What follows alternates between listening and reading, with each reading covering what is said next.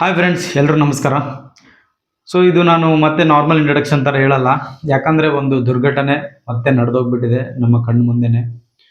So ಮೊನ್ನೆ ತೆಲಂಗಾಣ, ಹೈದರಾಬಾದ್ ಮತ್ತು ಬಿಜಾಪುರ ಹೈವೇಲಿ ಚೆವೆಲ್ಲಾ ಅನ್ನೋ ಏರಿಯಾದಲ್ಲಿ ಒಂದು ಬಸ್ಗೆ ಒಂದು ಲಾರಿ ಜಲ್ಲಿಕಲ್ಲು ತುಂಬಿಕೊಂಡು ಫುಲ್ ಲೋಡೆಡ್ ಆಗಿ ಬರ್ತಿರೋ ಒಂದು ಲಾರಿ ಡಿಕ್ಕಿ ಕೊಟ್ಟು ಆಲ್ಮೋಸ್ಟ್ 19 ಜನ ದುರ್ಮರಣವನ್ನು ಹೊಂದಿದ್ದಾರೆ. ಇದು ತುಂಬಾ ದುಃಖಕರವಾದ ವಿಷಯ.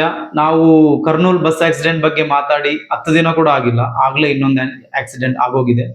ಇದನ್ನ ಆಕ್ಸಿಡೆಂಟ್ ಅಂತ ನಾವು ತಗೊಂಡ್ರೆ ನಿಜವಾಗ್ಲೂ 2 ದಿನ 3 ದಿನ ಮಾತಾಡಿ ಮರ್ತೋಗ್ತೀವಿ. ಬಟ್ ಇದನ್ನ ಆಕ್ಸಿಡೆಂಟ್ ಆಗಿ ಪರಿಗಣಿಸೋದು ಬೇಡ. ಇದು ಒಂದು ಕ್ರಿಮಿನಲ್ ನೆಗ್ಲಿಜೆನ್ಸಿ ಅಂತಾನೆ ಹೇಳ್ಬೋದು.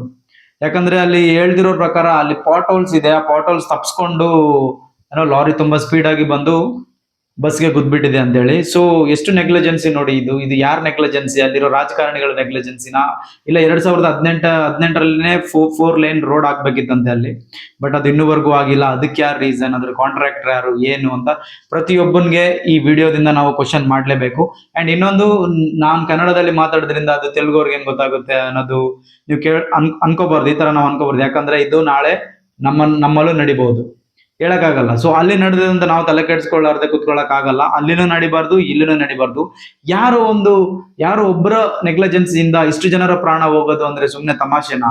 ಆ ಪ್ರಾಣಗಳು ಎಷ್ಟು ಬೆಲೆ ಕಟ್ಟಕ್ಕಾಗುತ್ತಾ ಆ ಪ್ರಾಣಕ್ಕೆ? ಆ CM ಅವ್ರು 5 ಲಕ್ಷ, PM ಅವ್ರು 2 ಲಕ್ಷ ಕೊಟ್ರೆ ಸಾಕಾಗುತ್ತಾ? ಆ ಬೆಲೆ ಕೋಟಿ ಕೊಟ್ರು ಆ ಪ್ರಾಣಗಳು ತಿರುಗಿ ಬರೋಕ್ಕಾಗುತ್ತಾ? ಸೊ ಇಲ್ಲ. ಸೊ ನಾರ್ಮಲ್ ಆಗಿ ಜನ ಏನ್ ಮಾಡ್ತಾರೆ, ಬಸ್ಸಲ್ಲಿ ಟಿಕೆಟ್ ತಗೊಂಡು ನಾವು ಸೇಫ್ ಆಗಿ ಹೋಗ್ತೀವಿ ಅಂತ ಅನ್ಕೊಂಡು ಅವರ ಪ್ರಯಾಣವನ್ನು ಶುರು ಮಾಡ್ತಾರೆ. ಸೊ ಅದೇ ತರ ಈ ಬಸ್ ತಾಂಡೂರ್ ಅನ್ನೋ ಡಿಪೋಟ್ ಇಂದ ಶುರು ಆಗುತ್ತೆ, ಹೈದರಾಬಾದ್ ಕಡೆ ಹೋಗ್ತಾ ಇರುತ್ತೆ. ಸೊ ಇದು 4 ಗಂಟೆಗೇನೋ ಅರ್ಲಿ ಮಾರ್ನಿಂಗ್ ಶುರು ಆಗುತ್ತೆ. ಅಲ್ಲಿಂದ 6 ಗಂಟೆಗೆ ಇದು ಚೆವೆಲ್ಲಾ ಬಸ್ ಸ್ಟಾಪ್ಗೆ ಬಂದು ಸೇರುತ್ತೆ. ಅಲ್ಲಿಂದ ಶುರು ಆಗುತ್ತೆ ಟುವರ್ಡ್ಸ್ ಹೈದರಾಬಾದ್ ಕಡೆ ಹೋಗೋದು. ಸೊ ಅವಾಗ ಏನಾಗುತ್ತೆ, ಅರ್ಲಿ ಮಾರ್ನಿಂಗ್ ಆಲ್ಮೋಸ್ಟ್ 7 ಟೈಮ್ ಅಲ್ಲಿ ಒಂದು ಅಪೋಸಿಟ್ ಅಲ್ಲಿ ಲಾರಿ ಬರುತ್ತೆ. ಆ ಲಾರಿಯಲ್ಲಿ ಜಲ್ಲಿಕಲ್ಲು ತುಂಬಿಕೊಂಡಿರುತ್ತೆ. ಸೊ ಇವಾಗ ಬಸ್ ಕೂಡ ನಿಧಾನಕ್ಕೆ ಹೋಗ್ತಾ ಇರುತ್ತೆ. ಆಸ್ ಪರ್ ಕಂಡಕ್ಟರ್ ಹೇಳ್ದಂಗೆ ಅವ್ರೇನು ಅಷ್ಟು ಸ್ಪೀಡಲ್ಲಿ ಇರ್ಲಿಲ್ಲ ಅಂತೆ. ಸೊ ನಿಧಾನಕ್ಕೆ ಹೋಗ್ತಿರುವಾಗ ಎದುರುಗಡೆ ಬರೋ ಮನುಷ್ಯ ಅವನು ಹೆಂಗ್ ನಡೆಸ್ತಾ ಇದ್ದಾನೆ, ಆ ಸ್ಪೀಡ್ ಏನು, ಅದ್ರ ಮೇಲೆ ಡಿಪೆಂಡ್ ಆಗುತ್ತೆ. ಅವರು ಕರೆಕ್ಟ್ ಆಗೋದ್ರೆ, ಇವರು ಕರೆಕ್ಟ್ ಆಗೋದ್ರೆ ಯಾರಿಗೇನು ತೊಂದರೆ ಆಗಲ್ಲ. ಬಟ್ ಅಲ್ಲಿ ಏನು ಸಮಸ್ಯೆ ಆಗಿದೆ, ಆ ಮನುಷ್ಯ ಬಂದು ಆ ಲಾರಿ ತಗೊಂಡು ಈ ಬಸ್ ಗುದ್ದ ಪರಿಸ್ಥಿತಿ ಏನಿತ್ತು? ಇದೇನ್ ರಾತ್ರಿ ನಡೆದಿದ್ಯಾ? ರಾತ್ರಿ ಮಿಡ್ ನೈಟ್ ನಡೆದಿದ್ಯಾ? ಕುಡಿದಿನ ಮತ್ತಲ್ಲಿ ಏನೋ ಹೊಡೆದಿರ್ಬೋದು ಅಂತ? ಅದು ಅಲ್ಲ, ಇದು ಹಗಲು ಬೆಳಗ್ಗೆ 7 ಗಂಟೆಗೆ ಈ ದುರ್ಘಟನೆ ನಡೆದಿದೆ. ಇದಕ್ಕೆ ಯಾರು ಹೊಣೆ ಅಂತ ಇವತ್ತು ಪ್ರಶ್ನೆ ಕೇಳ್ತಾ ಇದ್ದಾರೆ ಎಲ್ಲರೂ.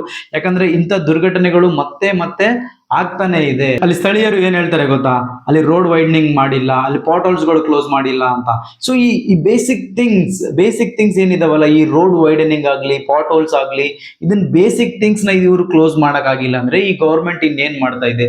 ಒಂದು RTC ಬಸ್ ಆಗ್ಲಿ, ಒಂದು ಲಾರಿ ಆಗ್ಲಿ ಓಡಾಡೋ ರೋಡ್ ಹೆಂಗಿರ್ಬೇಕು? ಈ ರೋಡ್ ನೋಡಿ ಹೆಂಗಿದೆ ನೀವು ಇವಾಗ. ಈ ರೋಡ್ ಅಲ್ಲಿ ಯಾರಾದ್ರೂ 2 ಲೇನ್ ಲೈಕ್ ಅಪೋಸಿಟ್, ಈ ಕಡೆ ಒಂದು ಆ ಕಡೆ ಒಂದು, ಜೋರಾಗಿ ಬಂದು ಸ್ವಲ್ಪ ಮಿಸ್ ಆದ್ರೂ ಎಂತ ದೊಡ್ಡ ಪ್ರಮಾದ ಆಗುತ್ತೆ. ಇವತ್ತು ಅದು ಕಣ್ಣಾರೆ ಆಗೋಗ್ಬಿಟ್ಟಿದೆ. ನಿಜವಾಗ್ಲೂ ಆ ಫ್ಯಾಮಿಲೀಸ್ಗೆ ಯಾರು ಉತ್ತರ ಕೊಡ್ತಾರೆ ಇವತ್ತು?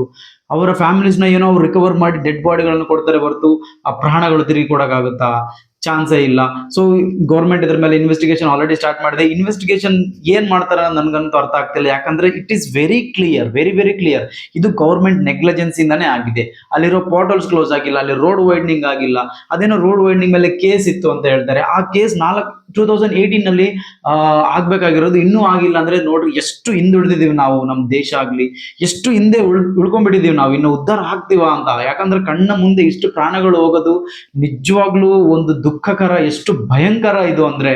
ಒಂದೇ ಫ್ಯಾಮಿಲಿಯ 3 ಮಕ್ಕಳು ಸತ್ತೋಗ್ತಾರೆ, 3 ಅಕ್ಕ ತಂಗಿಯರು ಸತ್ತೋಗ್ತಾರೆ. ಎಷ್ಟು ನೋವು ಹೇಳಿ ಆ ತಂದೆ ತಾಯಿಗೆ, ಎಷ್ಟು ನೋವು. ಮದುವೆಗೆ ಅಂತ ಬಂದಿರೋರು ವಾಪಸ್ ಹೋಗ್ತಾರೆ, ಬಟ್ ಅವರು ಹೋಗೋದು ಅದೇ ಕೊನೆಯ ಪ್ರಯಾಣ ಆಗುತ್ತೆ ಅಂತ ಯಾರಂತ ಅನ್ಕೊಂತಾರೆ? ಒಂದು ಚಿಕ್ಕ ಎಳೆ ಮಗು, 10 ತಿಂಗಳ ಮಗು ಸತ್ತೋಗುತ್ತಂತೆ. ನಿಜವಾಗ್ಲೂ ಇದೆಲ್ಲ ಕೇಳಿದ್ರೆ, ಇದೆಲ್ಲ ನೋಡಿದ್ರೆ ಎಷ್ಟು ಭಯ ಹುಟ್ಟುತ್ತಂದ್ರೆ ಮನುಷ್ಯನಿಗೆ. ನಿಜವಾಗ್ಲೂ RTC ಬಸ್ ಆಗಿ, ಯಾವುದೇ ಬಸ್ ಆಗ್ಲಿ ಓಡಾಡಕ್ಕೆ ಒಂದು ಭಯ ಬಂದ್ಬಿಡುತ್ತೆ. ನಾವು ಸೇಫ್ ಆಗಿರ್ತೀವಿ, ನಾವು ಟಿಕೆಟ್ ತಗೊಂಡಿವಿ, ನಾವು ಸೇಫ್ ಆಗಿ ಪ್ರಯಾಣ ಮಾಡ್ತೀವಿ ಅಂತಾನು ಅನ್ಕೊಂತೀವಿ. ಬಟ್ ಯಾವಾಗ ಏನಾಗುತ್ತೆ ಅನ್ನೋದು ಗೊತ್ತಿಲ್ಲ ಅನ್ನೋದಕ್ಕಿಂತ ಈ ಕೆಲವು ರಾಜಕಾರಣಿಗಳ ನಿರ್ಲಕ್ಷ್ಯದಿಂದ ಈ ತರ ಆಗ್ತಾ ಇದೆಯಲ್ಲ. ಒಂದು ಪೋರ್ಟಲ್ ಕ್ಲೋಸ್ ಮಾಡೋ ಯೋಗ್ಯತೆ ಇಲ್ವಾ? ಒಂದು ರೋಡ್ ಮಾಡೋ ಯೋಗ್ಯತೆ ಇಲ್ವಾ? ಅದು NH national highway, Hyderabad to Bijapur national highway, ಈ ಪರಿಸ್ಥಿತಿಯಲ್ಲಿ ಇದ್ರೆ ಇನ್ನ ಎಲ್ಲಿದ್ದೀವಿ ನಾವು, ಇನ್ನ ಎಲ್ಲಿ ಬದುಕ್ತಾ ಇದ್ದೀವಿ? ಆರ್ಟಿಫಿಷಿಯಲ್ ಇಂಟೆಲಿಜೆನ್ಸ್ ಅನ್ನೋ ಲೆವೆಲ್ಗಿದೆ ಇವತ್ತು ವರ್ಲ್ಡ್. ಬಟ್ ಇನ್ನು ನಮ್ಮ ಪಾಟ್ ಹೋಲ್ಸ್, ನಮ್ಮ ರಸ್ತೆಗಳೇ ಸರಿ ಇಲ್ಲ ಅಂದ್ಮೇಲೆ ಏನ್ ಚಂದ್ರಯಾನಕ್ಕೆ ಹೋಗಿ ಏನ್ ಮಾಡೋದು ನಾವು? ಕಂಡಕ್ಟರ್ ಹೇಳ್ದಂಗೆ ಆ ಬಸ್ಸಲ್ಲಿ ಸರಿಸುಮಾರು 50-60 ಜನ ಇದ್ದಾರೆ ಅಂತ ಹೇಳ್ತಾರೆ. ಅದು 50-60 ಜನದಲ್ಲಿ ಆಲ್ಮೋಸ್ಟ್ 19 ಮೆಂಬರ್ಸ್ನ ಅದು ಇವತ್ತು ಜೀವವನ್ನು ಪಡೆದುಕೊಂಡಿದೆ. ಅವತ್ತಿನ ದಿನ ಏನ್ ಆಕ್ಸಿಡೆಂಟ್ ಆಗಿದೆಯಲ್ಲ, ಅದನ್ನ ಆಕ್ಸಿಡೆಂಟ್ ಅಂತ ನಾವು ಪರಿಗಣಿಸಬಾರ್ದು ಅಂತ ಆಗ್ಲೇ ಹೇಳಿದೆ ನಾನು. ಯಾಕಂದ್ರೆ ಆಕ್ಸಿಡೆಂಟ್ ಅಂತ ಇದ್ದಂಗೆ ಅದು ಆಕ್ಸಿಡೆಂಟ್ ಆಗಿನೇ ಹೋಗ್ಬಿಡುತ್ತೆ, 4 ದಿನ ಅಂದ್ಮೇಲೆ ಮರ್ತೋಗ್ತಾರೆ. You should not be like this. ಯಾವಾಗ್ಲೂ ನಾವು ಪ್ರಶ್ನೆ ಕೇಳೋರಾಗಿರ್ಬೇಕು. ಈ ಗೌರ್ಮೆಂಟ್ಗಾಗ್ಲಿ ಯಾರಿಗೆ ಆಗ್ಲಿ ಪ್ರಶ್ನೆ ಕೇಳೋರಾಗ್ಬೇಕು. ಯಾಕಂದ್ರೆ we have all the rights to ask. ನಾವು ಕೇಳಲೇಬೇಕು ಇವತ್ತು ಗೌರ್ಮೆಂಟ್ಗೆ, ಯಾಕೆ ಈ ತರ ಆಗ್ತಾ ಇದೆ. ನಾನು ಕೇಳ್ತಾ ಇದ್ದೀನಿ ಅಂದ್ಮೇಲೆ ನನ್ಗೆ ಸಂಬಂಧ ಇಲ್ಲ ಅಂತಲ್ಲ, ಇದು ನನ್ನ ಇಂಡಿಯಾ. ಇದು ನಾನು ಎಲ್ಲಿ ಏನಾದ್ರೂ ಯಾವುದೇ ಒಂದು ಅನ್ಯಾಯಕ್ಕೆ ಪ್ರಶ್ನೆ ಮಾಡೋ ಹಕ್ಕು ಎಲ್ಲರಿಗೂ ಇದ್ದೇ ಇರುತ್ತೆ. ನಾವು ಬರೀ ಕರ್ನಾಟಕ ಸೀಮಿತ ಮಾತ್ರ ಅಲ್ಲ. ಅಲ್ಲಿ ಏನಕ್ಕಾಯ್ತು, ಅಲ್ಲಿ ಆಗದಿರೋದು ಇಲ್ಲ ಆಗಲ್ವಾ ನಾಳೆ? ಇಲ್ಲೂ ಆಗ್ಬೋದು, ಆಗ್ಬಾರ್ದು ಅಂತ ನನ್ನ ಮನಸ್ಫೂರ್ತಿಯಿಂದಾನೇ ಬೇಡ್ಕೊಂತೀನಿ. ಬಟ್ ಆಗೋದನ್ನ ಯಾರು ತಪ್ಸಕ್ಕಾಗಲ್ಲ. ಅಲ್ಲಿ ರೋಡ್ ಸಮಸ್ಯೆ ಇದೆ, ಆ ಪಾಟಲ್ ಸಮಸ್ಯೆ ಇದೆ ಅಂತ ಇಷ್ಟು ಹೊರಗಡೆ ಏನಕ್ಕೆ ಬರ್ತಾ ಇದೆ ಇವಾಗ ಅಂದ್ರೆ, ಅಲ್ಲಿ ಒಂದು ಆಕ್ಸಿಡೆಂಟ್ ಆಗಿಲ್ಲ ಅಂದ್ರೆ ಅದು ಹಂಗೆ ಮುಂದುವರಿತಾನೆ ಇತ್ತು. ಆ ಬಸ್ಸುಗಳು ಹಂಗೆ ಓಡಾಡ್ತಿದ್ವು, ಲಾರಿಗಳು ಹಂಗೆ ಓಡಾಡ್ತಿದ್ವು, ಜನರು ಹಂಗೆ ಓಡಾಡ್ತಿದ್ರು. ಬಟ್ ಅಲ್ಲಿ ಆಲ್ರೆಡಿ ಅಲ್ಲಿ ನಿಯರೆಸ್ಟ್ ಹಾಸ್ಪಿಟಲ್ಸ್ ಹೇಳ್ತಾರೆ ಪ್ರತಿದಿನ ಈ ತರ ಆಕ್ಸಿಡೆಂಟ್ಸ್ ಆಗ್ತವೆ, ತುಂಬಾ ಸಾರಿ ಆಕ್ಸಿಡೆಂಟ್ ಆಗ್ತವೆ. ಇಲ್ಲಿ ಜನರು ಬಂದು ಪೋಸ್ಟ್ ಮಾರ್ಟಮ್ಸ್ಗೆ ತುಂಬಾ ಡೆಡ್ ಬಾಡೀಸ್ ಬರ್ತವೆ ಅಂತ ಹೇಳಿ. ಸೊ ಈ ತರ ಕೇಸ್ಗಳು ಇದ್ಮೇಲೆ ಕೂಡ ಗೌರ್ಮೆಂಟ್ ಎಚ್ಚೆತ್ತುಕೊಳ್ಳದೆ ಅದನ್ನ ಇನ್ನೂ ಹಂಗೆ ಬಿಟ್ಬಿಟ್ಟು, ಏನೋ ಕೇಸ್ ನಡೀತಿದೆ ಬಿಡು, ನಡೀತಾ ಇದೆ ಬಿಡು, ನಡೆಯುತ್ತೆ ಬಿಡು, ಮಾಡೋಣ ಬಿಡು ಅಂತ ಈ ಸರ್ಕಾರಗಳು ಬದಲಿ ಆದ್ರೂ ಅದನ್ನ ಯಾರು ಸೀರಿಯಸ್ ಆಗಿ ತಗೊಂಡು ಒಂದು ಕ್ಲೋಸ್ ಮಾಡ್ಬೇಕು ಅನ್ನೋ ಮನೋಭಾವನೆ ಯಾರಿಗೂ ಬಂದಿಲ್ಲ. ಅದೇ ಇವತ್ತು ನಿಜವಾಗ್ಲೂ ಕಾರಣ ಆಗುತ್ತೆ ಈ 19 ಜನ ಸಾವಿಗೆ. ಅವರ ಫ್ಯಾಮಿಲೀಸ್ಗೆ ಯಾರು ಉತ್ತರ ಕೊಡ್ತಾರೆ? ಆ ಪಾಪ ಎಲ್ಲ ಯಾರು ನೆಗ್ಲಿಜೆನ್ಸ್ ಇದೆಯೋ ಅವ್ರ ತಲೆ ಮೇಲೆ ನಿಜವಾಗ್ಲೂ ಅದು ಆ ಪಾಪ ಕೂರುತ್ತೆ, ಅದರಲ್ಲಿ ಬೇರೆ ಮಾತೇ ಇಲ್ಲ. ಅಂಡ್ ಅದು ಆಕ್ಸಿಡೆಂಟ್ ಆದ್ಮೇಲೆ ಒಬ್ರು ಮಾತಾಡ್ತಾರೆ, ಅನಸೂಯ ಅವರು ಇಂಟರ್ವ್ಯೂ ಅಲ್ಲಿ ಮಾತಾಡ್ತಾರೆ, ಎಲ್ಲಾ ಬಾಡಿಗಳೆಲ್ಲ ಅರ್ಧ ಬಾಡಿಗಳು ಆ ಜಲ್ಲಿಕಲ್ಲಲ್ಲಿ ತುಂಬಿ ಮುಳುಗೋಗಿ ಉಸಿರುಗಟ್ಟು ಸತ್ತೋಗಿದ್ದಾವೆ. ಇನ್ನು ಕೆಲವರು ಅರ್ಧಂಬರ್ಧ ಈ ತರ ಜಲ್ಲಿಕಲ್ಲುಗಳು ಸುತ್ತಾಕೊಂಡು ಅವರು ಪ್ರಾಣ ಕಾಪಾಡ್ಕೊಳ್ಳಲು ಹೊರಗಡೆ ಜನನ ಕರಿತಾ ಇದ್ರೆ, ಜನರು ಏನ್ ಹೇಳ್ತಿದಾರಂತೆ ಗೊತ್ತಾ? ನಮ್ಮ ಹತ್ರ ಅದು ತೆಗಿಯೋಕೆ ಗುದ್ಲಿ ಏನು ಇಲ್ಲ ನಮ್ಮ ಹತ್ರ. ಸೊ ಆತರ ಹೇಳಿ ಅವರು ವಿಡಿಯೋ ಮಾಡ್ತಾ ಇದಾರಂತೆ. ಇದಕ್ಕಿನ್ನ ಕ್ರಿಯಾಲಿಟಿ ಏನಾರು ಇದೆಯಾ? ಇದು ಇಲ್ಲೇ ಅಲ್ಲವೇ ಹ್ಯುಮ್ಯಾನಿಟಿ ಸತ್ತೋಗಿರೋದು. ನಿಜವಾಗ್ಲೂ ತುಂಬಾ ಅಂದ್ರೆ ತುಂಬಾ ಬೇಸರದ ಸಂಗತಿ ಇದು. ಅವರು ಹಂಗ ಹೇಳ್ತಾ ಇದ್ರೆ ನಿಜವಾಗ್ಲೂ ಏನಪ್ಪ, ಒಂದು ಮನುಷ್ಯನಿಗೆ ನಿನ್ ಪ್ರಾಣ ಹೋಗೋ ಟೈಮಲ್ಲಿ ಹೆಲ್ಪ್ ಮಾಡಿಲ್ಲ ಅಂದ್ರೆ ಇನ್ನ ನಿನ್ನ ಮನುಷ್ಯನಾಗಿ ಹುಟ್ಟಿ ಒಂದು ವೇಸ್ಟ್ ಅಂತಾನೆ ನಾನು ಹೇಳಕ್ ಇಷ್ಟಪಡ್ತೀನಿ ಇಲ್ಲಿ. ಯಾಕಂದ್ರೆ ಆ ಅಮ್ಮ ಹೇಳ್ತಾ ಇದ್ದಾಳೆ, ಫೋಟೋಸ್ ವಿಡಿಯೋಸ್ ತೆಗಿತಾ ಇದಾರೆ, ಬಟ್ ಯಾರು ನಮ್ಮ ಹತ್ರ ಬರ್ತಾ ಇಲ್ಲ ಅಂತ. ನಿಜವಾಗ್ಲೂ ಇದು ತುಂಬಾ ದುಃಖಕರವಾದ ಸಂಗತಿ. ಅಂಡ್ ಇದರಲ್ಲಿ ಡೀಪ್ ಡಿಸ್ಕಷನ್, ಇನ್ವೆಸ್ಟಿಗೇಷನ್ಸ್ ಅಂತ ಏನು ಇರಲ್ಲ. ಏನು ಇದ್ರೂ ಏನ್ ಡಿಸ್ಕಸ್ ಮಾಡಿ, ಏನ್ ಇನ್ವೆಸ್ಟಿಗೇಷನ್ ಮಾಡಿ ಏನ್ ಮಾಡ್ತಾರೆ? ರಿಪೋರ್ಟ್ ಕೊಡ್ತಾರೆ, ಹೆಂಗಾಯ್ತು ಏನಾಯ್ತು ಅಂತ. ಸೊ ಅದರಿಂದ ಏನು ಯೂಸ್ ಇಲ್ಲ. ಯಾಕಂದ್ರೆ already we have lost 19 lives. So 19 ಜನ ಆಲ್ರೆಡಿ ಸತ್ತೋದ್ಮೇಲೆ ಇನ್ನ ಏನ್ ಮಾಡ್ತೀರಾ ನೀವು? ಆ ಪ್ರಾಣಿಗಳನ್ನ ತಂದ್ಕೊಡಕ್ಕಾಗಲ್ಲ. ಇನ್ಮೇಲಾದ್ರೂ ಫಸ್ಟ್ ಪಾಟ್ ಹೋಲ್ಸ್ ಕ್ಲೋಸ್ ಮಾಡಿ, ಹೈವೇಗಳಲ್ಲಿ ರೋಡ್ ನೋಡಿ, ಆ ಕ್ವಾಲಿಟಿ ನೋಡಿ, ಆ ಕಾಂಟ್ರಾಕ್ಟರ್ ಯಾರು, ಅವ್ರು ಎಷ್ಟು ಕ್ವಾಲಿಟಿಯಾಗಿ ರೋಡ್ ಮಾಡ್ತಾ ಇದ್ದಾರೆ. ನಮ್ಮ ರೋಡ್ಗಳೇ ಸರಿ ಇಲ್ಲದೆ ನಾವು ಎಲ್ಲೆಲ್ಲೋ ಹೋಗಕ್ ನೋಡ್ತಾ ಇದ್ದೀವಿ. ಅವಶ್ಯಕತೆನಾ ಇದು? ಇನ್ನ ನಮ್ಮ ಜನರು ರಿಲಿಜನ್ಗೋಸ್ಕರ ಜಗಳಾಡ್ತಾರೆ, ಲ್ಯಾಂಗ್ವೇಜ್ಗೋಸ್ಕರ ಜಗಳಾಡ್ತಾರೆ, ಜಾತಿಗೋಸ್ಕರ ಜಗಳಾಡ್ತಾರೆ.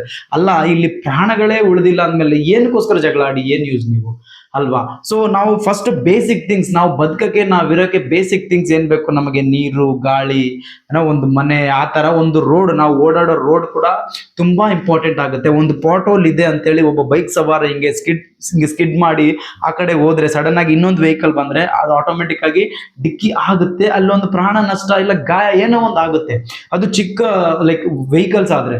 ಬಟ್ ಅದೇ ಈ ಸಮಯದಲ್ಲಿ ಇಲ್ಲಿ ಏನಾಗಿದೆ ಅಂದ್ರೆ, ಒಂದು ಲಾರಿ 70 ಜನನ ಕ್ಯಾರಿ ಮಾಡ್ತಿರೋ ಒಂದು ಬಸ್ ಇಷ್ಟು ಪ್ರಾಣಗಳನ್ನ ಇವತ್ತು ತೆಗೆದಿದೆ. ಅದಕ್ಕೆ ಆ ರೀಸನ್ ಅಲ್ಲಿ ಸ್ಥಳೀಯರು ಕೂಡ ಹೇಳ್ತಾ ಇದ್ದಾರೆ, ರೋಡ್ ವೈಡ್ನಿಂಗ್ ಆಗಿಲ್ಲ ಅಂತ. ಅಂಡ್ ಇದಕ್ಕೆ ಕೆಲವರು ಅಧಿಕಾರಿಗಳನ್ನ ಅವರು ದೂಷಣೆ ಕೂಡ ಮಾಡ್ತಾ ಇದ್ದಾರೆ, ಅವರಿಂದ ಇವತ್ತು ಇದಾಯ್ತು ಅಂತೇಳಿ.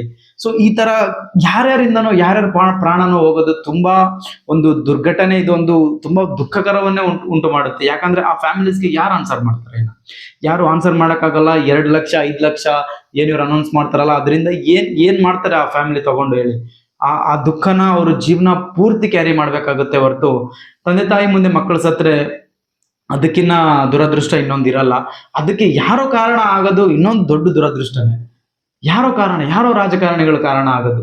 ನಿಜವಾಗ್ಲೂ ಇನ್ಮೇಲಾದ್ರೂ ಪ್ರತಿಯೊಬ್ಬರು ಕ್ವಶನ್ ಮಾಡ್ಲೇಬೇಕು, ಯಾರೇ ರಾಜಕಾರಣ ಇರಲಿ, ಇಲ್ಲಿ ಯಾಕೆ ಇದಾಗಿಲ್ಲ, ಇದು ಸರಿ ಮಾಡ್ಬೇಕು, ಅಲ್ಲಿ ಸರಿ ಮಾಡ್ಬೇಕಂತ ಕೇಳಿದ್ರು ಕೂಡ ನೆಗ್ಲಿಜೆನ್ಸಿ ಮಾಡಿದ್ದಾರೆ ಅಂದ್ಮೇಲೆ ಇದು ಎಷ್ಟು ಸೀರಿಯಸ್ ಇಶ್ಯೂ ಆಗುತ್ತೆ. ನಿಜವಾಗ್ಲೂ ಇವ್ರಿಗೆಲ್ಲ ಯಾರ್ಯಾರು ಇದಕ್ಕೆ ಹೊಣೆ ಇದ್ದಾರೆ ಅವ್ರು ನಿಜವಾಗ್ಲೂ ಅವ್ರು ಸಸ್ಪೆಂಡ್ ಆಗ್ಬೇಕು, ಅವ್ರಿಗೆ ಆಗ್ಬೇಕಾಗಿರೋ ಶಿಕ್ಷೆ ಕೂಡ ಆಗ್ಬೇಕು. ಇದು ಏನಕ್ಕೆ ಆಗಿಲ್ಲ ಅನ್ನೋದು ಇನ್ನ ಡೀಟೇಲ್ ಇನ್ವೆಸ್ಟಿಗೇಷನ್ ಅಲ್ಲಿ ಬರುತ್ತೆ. ಮುಂದೊಂದು ದಿನ ಅದು ಬಂದ್ರೆ ಏನು ನಾನು ನಿಮ್ಗೆ ಇನ್ನೊಂದು ವಿಡಿಯೋದಲ್ಲಿ ತಿಳಿಸ್ಕೊಡ್ತೀನಿ. ಅಂಡ್ ನೀವು ಕೂಡ ಎಲ್ಲರೂ ಪ್ರತಿಯೊಬ್ಬರು ಎಚ್ಚರಿಕೆಯಿಂದ ಇರಿ, ಎಚ್ಚರಿಕೆಯಿಂದ ಪ್ರಯಾಣ ಮಾಡಿ, ಎಲ್ಲೇ ಹೋಗ್ತಿದ್ದಂಗೆ ಸ್ವಲ್ಪ ನೋಡ್ಕೊಂಡಿರಿ. ಹೇಳಕ್ಕಾಗಲ್ಲ ಸಾವು ಹೆಂಗ್ ಬರುತ್ತೆ ಏನ್ ಬರುತ್ತೆ ಅಂತೇಳಿ. ಈ ತರ ಘಟನೆಗಳು ಮತ್ತೆ ಯಾವಕ್ಕೂ ನಡಿಬಾರ್ದು ಅಂತ ನಾನು ಅನ್ಕೊಂತೀನಿ. ಈ ತರ ಟಾಪಿಕ್ ಮೇಲೆ ವಿಡಿಯೋ ಮಾಡ್ಲೇಬಾರ್ದು ಅಂತ ಅನ್ಕೊಂತೀನಿ. ಜಸ್ಟ್ ಬಿಕಾಸ್ ಈ ತರ ಘಟನೆಗಳು ನಡಿಬಾರ್ದು ಅನ್ನೋದೇ ನನ್ನ ಉದ್ದೇಶ, ಬೇರೆ ಏನಿಲ್ಲ. ಅಂಡ್ ಅಷ್ಟೇ ಫ್ರೆಂಡ್ಸ್, ಇನ್ನೇನಿಲ್ಲ. ಇದರಲ್ಲಿ ನಾನು ಏನು ಕೇಳಲ್ಲ ನಿಮ್ಗೆ. ಯಾಕಂದ್ರೆ ತುಂಬಾ ದುಃಖಕರವಾದ ವಿಷಯ ಇದು. ನಿಜವಾಗ್ಲೂ ಆ ಫ್ಯಾಮಿಲೀಸ್ಗಳು ಅಳೋದ್ ನೋಡಿದ್ರೆ ನನ್ಗೂ ಅಳು ಬರುತ್ತೆ. ಈ ತರ ಮತ್ತೆ ಮತ್ತೆ ನಡಿಬಾರ್ದು ಅಂತಾನೆ ನಾನು ಕೇಳ್ಕೊಂತೀನಿ. ಅಂಡ್ ಆ ಫ್ಯಾಮಿಲೀಸ್ಗೆ ನಿಜವಾಗ್ಲೂ ಶಕ್ತಿ ಬರಲಿ ಅವ್ರಿಗೆ ಅದನ್ನ ನೋಡಿ ಅರಗಿಸ್ಕೊಳ್ಳಕ್ಕೆ. ಯಾಕಂದ್ರೆ ತಂದೆ ತಾಯಿ ಮುಂದೆ 3 ಮಕ್ಕಳ ಡೆಡ್ ಬಾಡಿ ನೋಡೋದು ಹೆಂಗ್ ಹೇಳಿ, ಒಬ್ರು ಸತ್ರನೇ ತಡ್ಕೊಳಕ್ ಆಗಲ್ಲ ಅಂತಂದ್ರಲ್ಲಿ 3 ಡೆಡ್ ಬಾಡಿಗಳು ಕಣ್ಮುಂದೆ ಬಿದ್ದಿದ್ರೆ ತುಂಬಾ ಅಂದ್ರೆ ತುಂಬಾ ನೋವಾಗುತ್ತೆ. ಈ ತರ ಘಟನೆಗಳು ಮುಂದೆ ನಡಿಲಾರ್ದಂಗೆ ನಮ್ಮ ಗೌರ್ಮೆಂಟ್ ಫಸ್ಟ್ ಎಚ್ಚೆತ್ತುಕೊಳ್ಳಿ, ಆಮೇಲೆ ಬೇಕಾದ್ರೆ ಬೇರೆ ಮಾಡ್ಲಿ, ಬೇರೆ ಗ್ರಹಕ್ಕೆ ಹೋಗೋದು ಅದು ಇದು. ಫಸ್ಟ್ ಬೇಸಿಕ್ ಥಿಂಗ್ಸ್ ಕ್ಲಿಯರ್ ಮಾಡ್ಬೇಕು ಅಂತ ನನ್ನ ಕಡೆಯಿಂದ ಗೌರ್ಮೆಂಟ್ಗೆ ಒಂದು ರಿಕ್ವೆಸ್ಟ್ ಇರುತ್ತೆ. ಅಷ್ಟೇ friends, thank you so much for watching my video. Thank you.